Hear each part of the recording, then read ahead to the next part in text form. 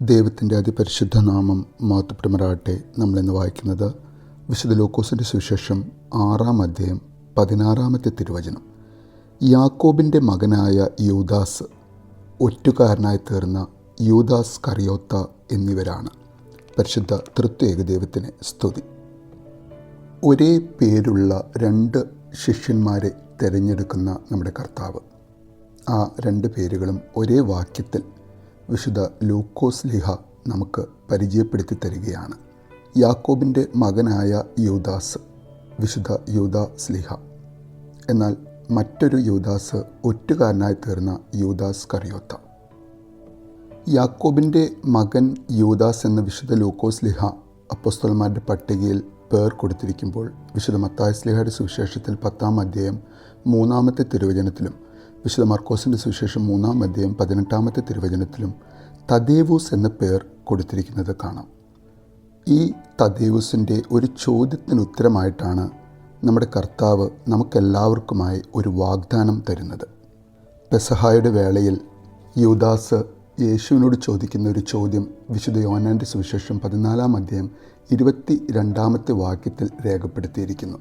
കർത്താവേ, നീ നിന്നെ ഞങ്ങൾക്ക് വെളിപ്പെടുത്താൻ പോകുന്നു, എന്നാൽ ലോകത്തിന് വെളിപ്പെടുത്തുകയില്ല എന്ന് പറഞ്ഞത് എന്താണ് എന്ന ചോദ്യം.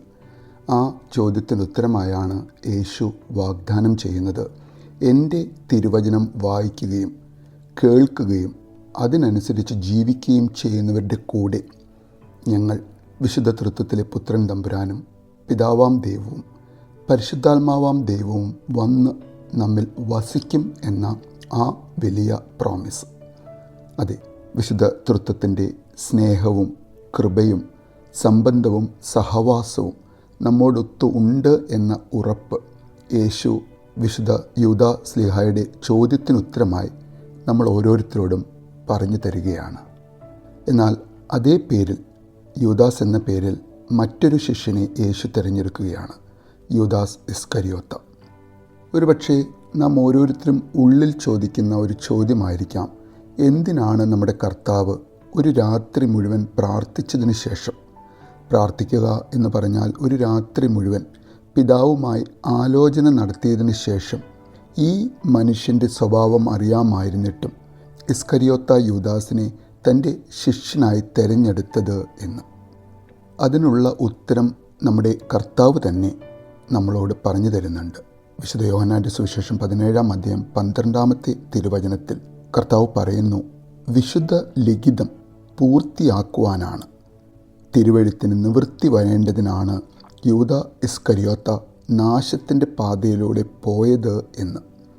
ഒരു രാത്രി മുഴുവൻ പ്രാർത്ഥിച്ച ശേഷം തിരഞ്ഞെടുത്ത ശിഷ്യനും നാശത്തിൻ്റെ പാതയിൽ സഞ്ചരിച്ചുവെങ്കിൽ, ബലഹീനരായ നാം ഓരോരുത്തരും ദൈവത്തോട് ആലോചിച്ച് ഓരോ കാര്യവും ചെയ്യുന്നത് എങ്കിലും നമ്മുടെ പ്രവർത്തനങ്ങളുടെ ഫലം നാം വിചാരിക്കും പോലെ ആയില്ല എങ്കിലും വീണ്ടും വീണ്ടും ആ ദൈവീക കരവലയത്തിൽ ശരണപ്പെട്ട് മുന്നേറുവാൻ നമുക്ക് ഓരോരുത്തർക്കും സാധിക്കണം. കർത്താവ് തിരഞ്ഞെടുത്ത ഈ 12 അപ്പോസ്തലന്മാരുടെ പേരുകളിൽ നിന്നും ലഭിക്കുന്ന ഒരു സന്ദേശം, ലോകത്തിൻ്റെ ദൃഷ്ടിയിൽ പ്രസിദ്ധിയുള്ളവരെയോ സ്വാധീനമുള്ളവരെയോ അല്ല ദൈവം തൻ്റെ പദ്ധതി നടപ്പിലാക്കാൻ തൻ്റെ അപ്പോസ്തലന്മാരായി തിരഞ്ഞെടുക്കുന്നത്.